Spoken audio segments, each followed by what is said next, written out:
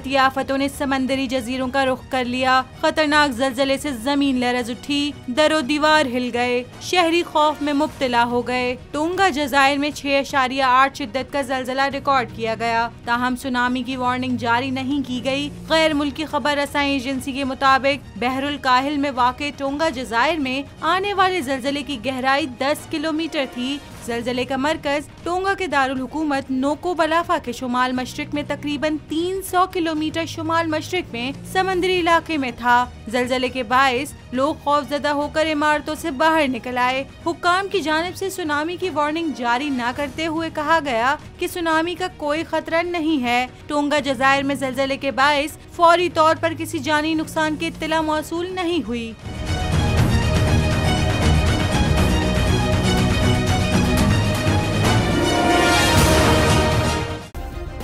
Subscribe करें और bell दबाएं ताकि कोई खबर रह न जाए।